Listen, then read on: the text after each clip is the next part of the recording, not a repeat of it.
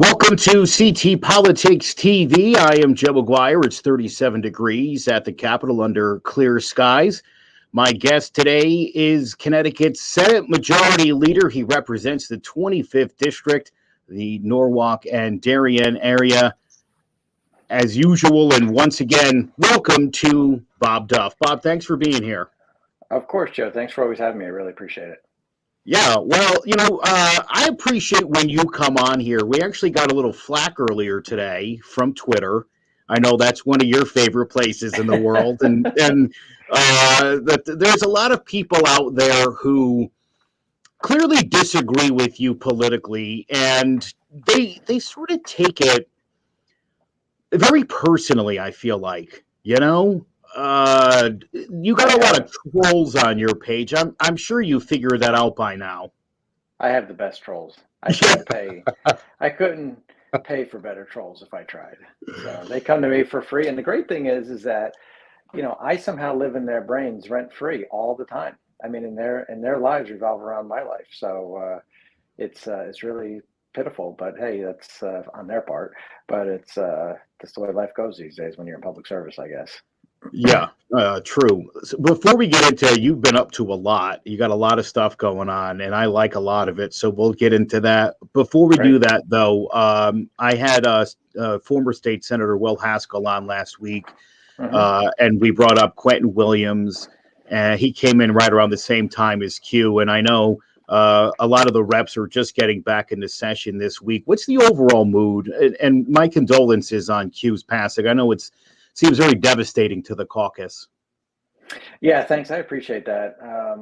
I've known Q a long time, even before he was in the legislature, and his passing was just so, excuse me, just so tragic. I mean, coming back from the inaugural ball and, somebody going the wrong way, and you always do one of those things that, well, if he left 5 minutes earlier or 5 minutes later, or this person just didn't do what they did, and the woulda, coulda, shouldas, and because you just can't believe it's true. But I will say that in his short life, he had a tremendous impact, and he probably did more than most people did and at that point in their lives. So, he's a man of deep integrity. He had a great sense of humor. Everybody talks about his laugh. I'm so happy that on opening day we had a chance to have a brief conversation, and that's my last memory of him, and it's a good one. So I'm just so happy about that. But I'm so sad about him passing on, and we're not going to have his talent anymore. But I think the mood now is to try and pick up the pieces and move forward, carry on his legacy and his memory, and just try to do the best we can. I appreciate you sharing that. And again, my condolences to you and Thank you. everybody in the Democratic caucus. Now, the bill that you introduced about a week ago, I think, or so, we've talked about this, the January 6th, and there's people, Bob, who, for whatever reason, despite all the evidence they've seen in regards to what happened January 6th of 2021, aren't convinced or don't want to believe what they've seen, or they think the Democrats are making this up. But you've introduced a bill to make sure people who participated in the insurrection will never hold office in the state of Connecticut, which I think is great. But then part two, I mean, there's a bunch of them in Washington, D.C. right now that, we saw what they just did to this government a couple weeks ago just in trying to elect a speaker. Right, right. And the great thing about this bill is that it's not only in Connecticut; it seems to be being proposed across this country, which is, I think, sends a very strong message about how we feel. And I think the last election that we had in 2022 really did talk about the fact that it's about saving our democracy. I mean, a lot of people voted about losing reproductive rights, but a lot of people also voted about not losing our democracy at the same time. So I think it's really important. And so what my bill does is so simple. It really just says that if you're convicted of insurrection, or you're convicted of sedition or any type of a felony, that you can't run for office, nor can you in state and local office, nor can you hold a job in city or state government. We don't want people who have tried to overturn our government in the government. I mean, we just saw this week where was it 3 Marines, active duty Marines, were arrested um, for their role in January 6th, and it's sad. We don't want that in our armed forces, and we certainly don't want that in government where people have the levers of power, no matter what it is, local, state, or federal. It seems to me that the people that are upset by your introducing of the bill tend to be people on the right exclusively. Again, Right. this isn't even specific to January 6th. This is anybody going forward, even, right? Who would attempt to overturn our government or pull anything like what happened on January 6th again. You would think most law-abiding citizens would be like Senator Duff. That's great. You would think, and actually, the funny thing is that um, you know, back when this happened, and it was still the right was trying to turn this into a conspiracy. I thought they all thought that it was Antifa and Black Lives Matter, and none of and they were just bringing Trump flags in and wearing Trump caps because they were trying to throw everybody off the trail. So apparently now they're now owning this issue as to now being an issue that really was with and produced by and dedicated by and executed by Trump folks. So which is it? I guess 2 years ago it was by the left, and we were somehow trying to just put um, you know hide it somehow. But now I guess they're taking ownership of it because they think this bill now attacks them, which it doesn't. I'm not sure how anybody could be against a bill that says if you have been convicted of sedition or insurrection or a felony, that you should not run for office. So, I agree very much with that. Now, Fox News highlighted a bill that also came up. This one would amend the state's constitution to allow undocumented immigrants who are residents of the state to be admitted as electors for the purposes of voting in municipal and state elections. State Rep Juan Candelaria, who introduced the proposal, said he wasn't trying to get this passed as much as he was just attempting to get some debate going, pros and cons, having a conversation about something and actually wanting it to be the case are very different things. Yes. yeah, I would say so. I mean, a lot of times these issues are brought up over time for a period of discussion. And look, I think I don't want to speak for the good representative from New Haven. He and I are friends. I haven't talked to him about this bill, and I say to folks, look, there's 3,000 bills out there right now. Uh, 200 or something will actually become law. So I'm not going to comment on every, Representative Smith's or Representative Laura's or anybody else's bills that are out there that I haven't had a chance to look at. And right now, everything's in concept phase anyway. But I think it also speaks to the larger issue of the lack of immigration reform in this country, and the fact that we have not done anything to get folks out of the shadows on a federal level, which is, I think the Democrats had there been more votes in the Senate to overcome a filibuster, you'd see comprehensive immigration reform. The Republicans don't want to do anything because of the fact that it's the problem, and they want to keep it as a problem. They don't want to solve the problem because it's constant talking points, it's constant fundraising, it's constant symbolism by sending busloads of migrants up to Washington D.C. or Chicago or New York City. So for them, the lack of any kind of comprehensive immigration reform is great, even though it's harming employers. It has people live in the shadows. They can't fully participate in our country. It is they can't have bank accounts in some ways in certain instances. So it means that we need to have a larger conversation on this issue, and there's different ways to do that. And I think whether this bill gets a vote or not, it certainly starts the debate on what we need to do more on comprehensive immigration reform. Again, it seems to me where people on the right, if you just have a conversation about something, then you guys want to Right. ban gas stoves. You Right. guys, it always ends up being, if one liberal Democrat somewhere in America even suggests something, that's the new liberal agenda. Right. Well, I mean, the Republicans right now are got their hair on fire on something about M&Ms, which I have no idea what that is. They've got their hair on fire on gas stoves, which again, no clue what they're really talking about because nobody's doing anything about gas stoves. And they've got their hair on fire over other things that don't even exist. Like again, we're talking about the critical race theory, which again, nobody, it's not even taught in our schools, and somehow they've got folks, crazed about that. They got their folks crazed on transgender rights, which impacts such a small and few group of people that it's ridiculous that they're targeting that group of people. Let's talk about the big things. People elect us to talk about big things. They want us to fix our energy crisis. They want us to fix transportation. They want us to fix healthcare, keep the economy going, reduce college costs, build affordable housing. Those are the big things people want us to do. Let's take a break for 5 seconds on M&Ms, and let's actually focus on some of the big issues.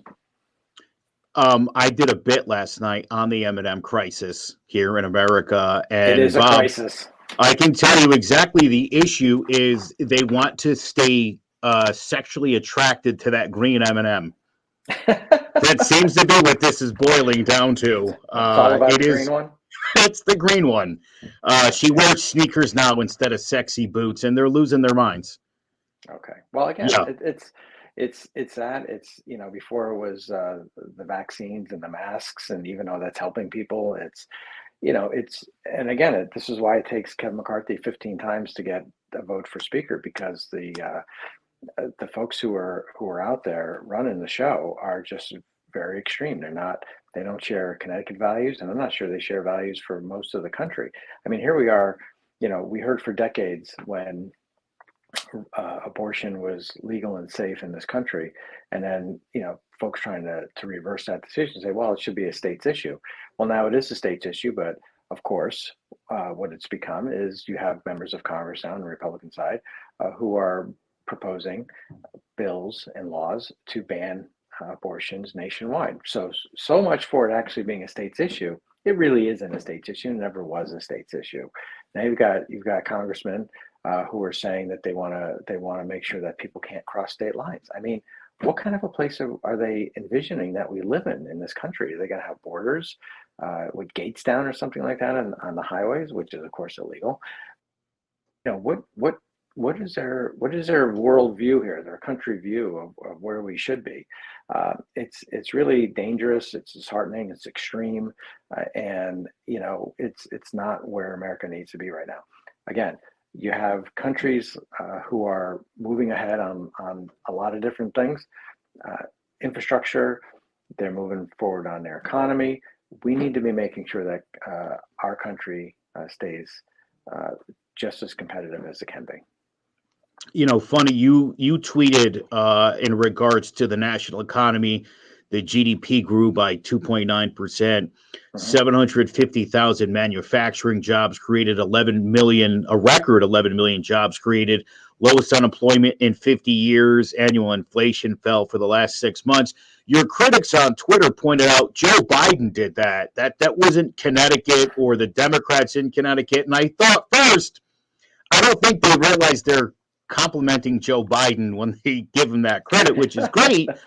But then second, and you and I have talked a lot about this, Bob, over the last few months, but Connecticut's finances are in great shape.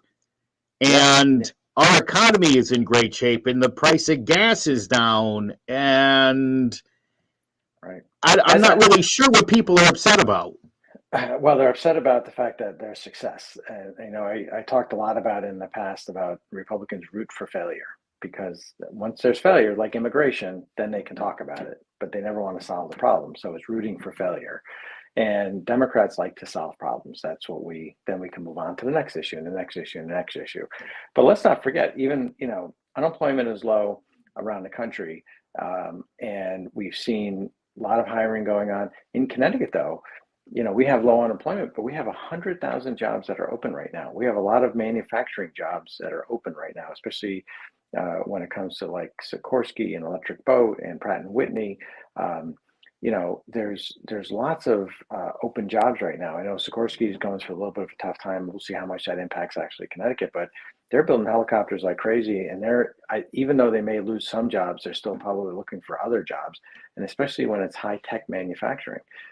So that's why we've got to continue to be the state that educates, that has good housing for folks, and that can fill those jobs right now. Because if we don't have those things, then the employers look for those jobs, fill those jobs elsewhere. So another hot topic issue, obviously, guns, gun control. Mm-hmm. Governor Lamont has suggested more gun control in the state of Connecticut. I know you stand in favor of gun control for the most part, sensible gun control. What do you think is going to happen in this session as far as gun control? Is that something we're going to see from the governor? Is there will a bill be coming forward? What does Yeah. that look like? Well, I mean, look, we've had three mass shootings in the last week or so that we've heard on the news media. Two of which were in California, and it's it's sad, and it's devastating, and no state is an island, and that's part of the problem. And I applaud our federal government for our Democratic colleagues, and in a bipartisan basis in the U.S. Senate, for passing a bill. It's a small bill, and it was a first step. Thankfully, Connecticut has very strict gun laws. We can always make them stronger.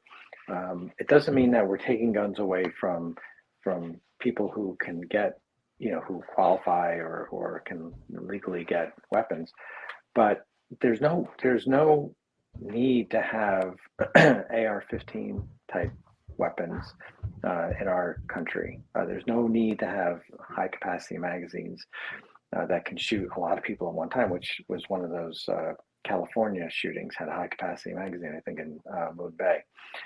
There's we need to have the background checks. You need to have the licensing. You need to have the training for folks. Like Florida, which is basically saying, giving guns away on every street corner and saying, "Here, have it. There's no issues." That's not what we need to be doing, because there's evidence and there's studies about how ways in which you can make your state safer. Now, Connecticut has some of the strictest gun laws, and our gun safety, and I've talked about this in previous shows. Our gun crimes have gone down. Gun violence has gone down. Doesn't mean we're perfect. We still got to do a lot of work in our urban areas. And a lot of that is from the ground up, and we've been doing that. And we still need to do more, obviously, because there's still violence in our inner city streets. But the problem is, I think, with California is that, because they do have good and strong gun laws in California, is that this is what happens when you don't have national laws on things, because you have weak gun laws in states around California, and they can bring those guns in to the state. A lot of the guns right now in Connecticut that are being confiscated and are found on the streets in our urban areas, because people like to say, well, you have these great gun laws, but how can we have all this violence in our urban areas? Well, one of the reasons why is you have a proliferation of ghost guns, which are illegal in Connecticut. And two, you have a lot of guns that are straw man purchases from someplace else in other states. So they're illegally brought from other states, mostly down south, and up to Connecticut. So somebody may have legally had it at one point, or they could have legally obtained it, but then because of the laws are so lax in those states, they find their way up the highway, up the interstate, into Connecticut and then to the Northeast. So that's the problem. And because of we have a lack of strong gun laws in the country, it puts states, even like Connecticut and California, with strong gun laws, at risk. It's interesting you say that, because Chicago obviously has very strict gun laws. All the guns that are used in those shootings are generally coming into that state from Indiana, which has some of the least lax or most lax laws in the entire country. Yeah. So that makes sense. Now, you had tweeted something earlier this week too about crime. I think Mike Lawler had originally tweeted it, Yeah. that cases coming into criminal court are down 20% from pre-pandemic levels. Reported violent crime in the state of Connecticut is down about 35% since 2011. Same with property crime, about the same percentage.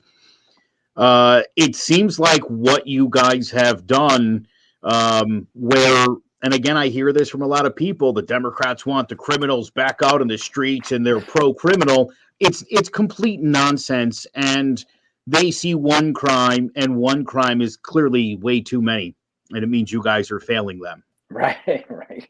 Well, two things on that. One is that, remember, always, as I told you in the past, Democrats are the real fiscal conservatives, because we balance our budgets, we pay our bills, and we figure out a way to get it done. And remember, we have right now the largest rainy day fund ever. We're paying down our pension debt, and we have one of the smallest workforces in the nation per capita. Democrats have done all those things, and we've made proper investments in our infrastructure, in our schools, and everything else. Same thing with what you're talking about in crime. We're the ones who passed the criminal justice reform bills that put violent offenders away even longer, but took the nonviolent offenders and put them in, rerouted them into treatment programs, into non-prison like atmospheres. Because what ends up happening is, as we all know, it's pretty obvious. Once you send somebody to prison, the chances of recidivism is pretty high.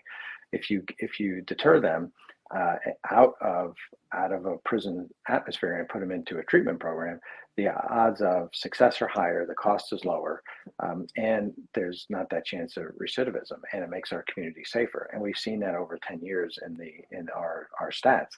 As a matter of fact, I mean, Governor just announced this week that another prison is going to be closing down. It's going to save taxpayers millions of dollars a year, and so we're not only keeping Connecticut safe, but we're also saving taxpayer money. I mean, I was I had a meeting of the National Conference of State Legislatures. I'm on their executive board a couple of weeks ago. And, I was reminded of the fact that Alabama, with their ARPA money, now remember, we spent our federal ARPA money on things like gas tax cut. We spent money on free museums. We spent money on for schools. We spent money for summer camp, for daycare, for kind of human needs. Alabama spent their ARPA money on building private prisons. So that's Wow. and by the way, their crime is a lot higher, and their gun laws are more lax, and they don't have the proper training for police, and the list goes on and on and on. So I would invite any of your listeners or my trolls on Twitter to tell me in what state, red state, in what state that, and because in red they always talk about being tough on crime in the red states. You tell me what thing that they're doing is working that is actually reducing crime, and they'll come up with nothing, because there's nothing that they're doing that is reducing crime. We're actually been doing the reform that's reducing crime and closing prisons and saving taxpayer money. Well, that falls in line with, actually doing stuff and not just complaining about it. So, Well, again, sometimes you like the problem, right? You want to have the problem because you continue to talk about the problem. Democrats like to solve the problem and then move on to the next thing, the next challenge. now, incidentally, a Republican in the House has proposed a bill in regards to 830G that would add naturally occurring affordable housing to towns counts under the law. And my understanding is this would have a pretty devastating effect. They're very hung up on this law. I remember a couple of months ago, I had someone who had called in and suggested that it was the liberals that are the reason 830G is a failure and that you guys love it. And you explained how it wasn't like that at all. Can you explain what the Republicans are trying to do here and why it's a terrible idea? Yeah, I mean, look, I think 8-30G is not it's not something that to hang, up on the mantle and say, this is the bill, this is the law that's going to solve the problems, because it's not. We still have a affordable housing crisis. We have a housing crisis in the state, like most states do. Now we have to build over 100,000 units in this state just to kind of keep up with demand. And again, you have 100,000 job openings right now. You have many job openings, tens of thousands of job openings in Eastern Connecticut, and electric boat with submarine manufacturing. You don't have places for people to live. They're not going to come here, and employers aren't going to come here. So this whole thing of affordable housing to me is crazy, because one is, are you saying that, are they saying that they don't want their senior citizens shouldn't have the right to live in the community, which they had their house, maybe they want to downsize, or we shouldn't be rehabbing senior housing? That's affordable housing. Are you saying that all the money we spend on children, whether it's in early childhood, whether it's in secondary school, whether it's if they go to a state school or UConn, and all that money that we spend, that we want that person, after that large investment, to leave the state because they can't find housing? Are we saying that when people are trying to open up a business and they can't find employees, that that business should not open because they can't find employees? I mean, these are all the kind of things that's being said, and it cannot be done by just the cities only. It has to be done by every single community. And so, people use 8-30G as some sort of like this big boogeyman from the state, when in fact, it's done some good. I wouldn't say it's some sort of panacea, but we cannot grow this economy. We cannot grow this state unless you have housing. And so it's not a chicken and egg. It's not, employees versus employers. It's employers will not come to the state of Connecticut. They will not come to the state of Connecticut if you do not have the workforce. And so let's take Electric Boat, for example. If you don't have the workforce to help Electric Boat build those submarines, they're going to go build them down in Virginia where they can build more affordable housing. And same thing with any of our other manufacturers. They'll just move those things out, or companies coming in from New York, they're just not going to come in this area if it's just too expensive. You've got to have this housing. You've got to have it in every single community. Now, you're also calling for more regulatory control for mergers in Connecticut, where Pura would have to sign off for telecommunications or cable television companies merge. Again, this sounds like a good thing, and yet there are people who don't like it at all. Well, probably the cable companies, the telecommunications. I already got a little wind of that already, but they are a powerful force to reckon with. But I will tell you that, it was a law a few years ago, and I'm not sure why it got repealed, but it got repealed. And so all we're saying is that and we're just updating, also updating a little bit of our laws too on this, that says, look, if a company is a telecommunications company or a cable company and they merge, they need to go and get the okay out of the Public Utility Regulatory Authority. That's all. Right now, a lot of times people say federal preemption, it's federally preempted. The courts have been deciding lately in the state's favor, thank goodness. They hadn't for a while. But I think because of the fact that, a lot of these judges have they have internet, they have cable TV, they get just as aggravated as you and I do at times with these things. They understand the thing. They know that the federal government's not doing anything about it. They know that there's this hands-off approach by the federal government. The state's got to take some action. Yeah, it definitely does, and I applaud you for bringing that up again. That's one of those issues that, like you said, it's to me it's confusing that there's people that are upset about it outside of cable companies, honestly. Right. But again, it seems like if Bob Duff is for something, that there's a lot of people out there that immediately think that it's got to be a bad thing or not in their best interest, and right.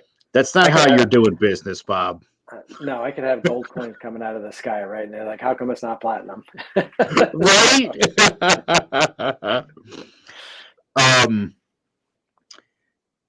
Before I let you go, I did want to ask you, and I know some people, again, the gun people, they get a little, right after Sandy Hook, there were people, my brother being one of these people, who has an AR-15, has high capacity magazines.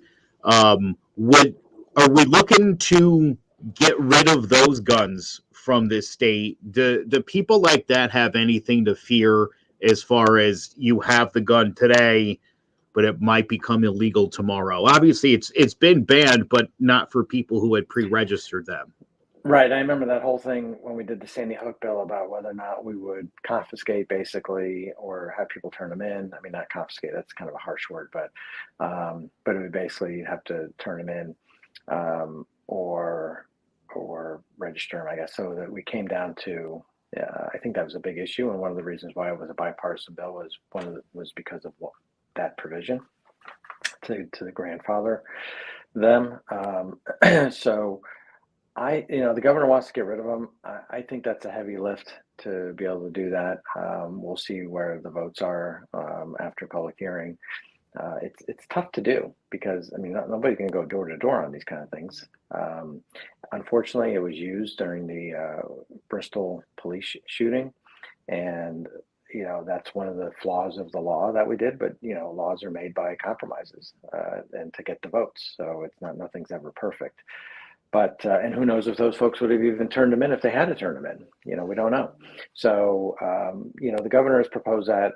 It seems through media reports that I've seen, it doesn't seem like there's a huge appetite for that. But we'll see. I mean, I don't know. We'll see, because sometimes when you have an incident like it did in Bristol, that can change hearts and minds for folks. Yeah, Bob, that gun has a way of showing up at all of the worst crimes. Yeah. Definitely an issue. And I think something, again, my brother's a gun guy, but he's never been like, extreme. He's got children. You know what I mean? Yeah. Like, he's a smart enough guy. He supports background checks, and I think most of the common sense gun control laws that most people are okay with in the name of safety, because that's really, at the end of the day, I think what we're all trying to do is make sure our kids will be safe. Last thing I want to ask you about, I've been hearing about efforts to close Brainerd Airport.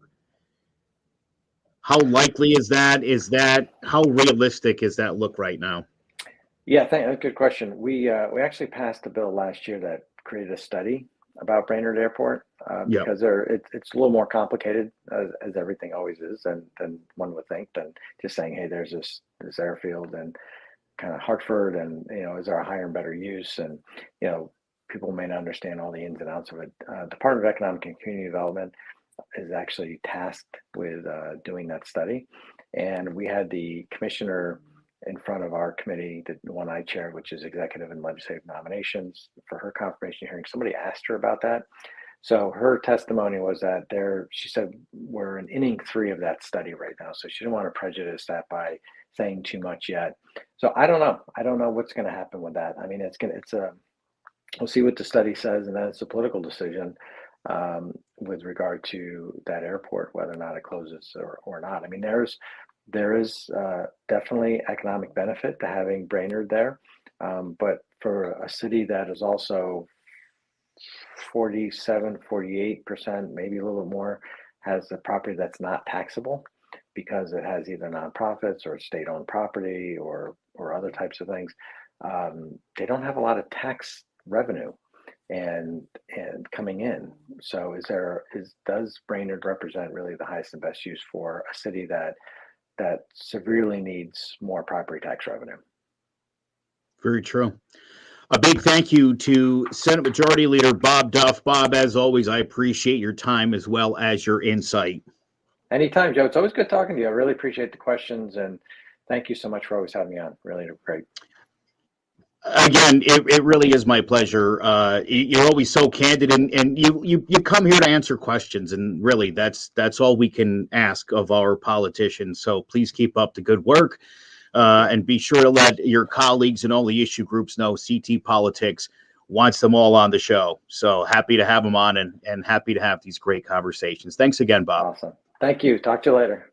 Sounds good. I am Joe McGuire. Have a great evening, and thank you for watching Connecticut Politics TV. For all the latest interviews and analysis with Connecticut's leaders, visit ctpolitics.tv and make sure you follow us at CT Politics TV on Twitter.